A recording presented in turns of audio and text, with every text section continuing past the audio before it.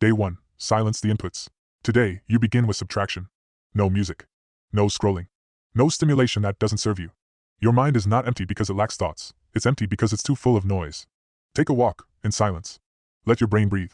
You're not being unproductive, you're cleaning the hard drive. Clarity begins where consumption ends.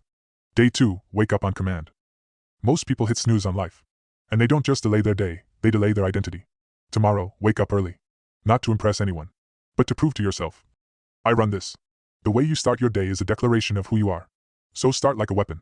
Cold shower. Stretch. Breathe. Lock in. You don't wake up when the alarm rings. You wake up when your purpose calls. Day 3. Reset your environment. Your mind mirrors your space. So clean it. Every object that doesn't serve your next level, remove it. You're not just decluttering a desk. You're deleting excuses.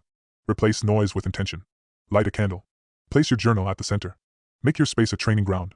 Great minds are built in clean spaces. Day 4. Single task or die. Multitasking is a lie.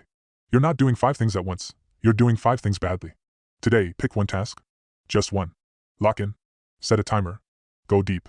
No tabs. No checking. Flow is earned through focus. And focus is the ultimate advantage. Day 5. Write to reconnect.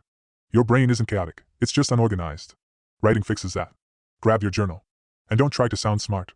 Just ask, what am I thinking? What am I avoiding? What needs to be done that I've been lying to myself about? Clarity comes when your thoughts hit paper. Write until it hurts. Then write past that. Day 6. Move with purpose. Movement is mental therapy. You're not working out to look good, you're working out to remember who the hell you are. Push yourself. No music. No mirror selfies. Just you and the weight.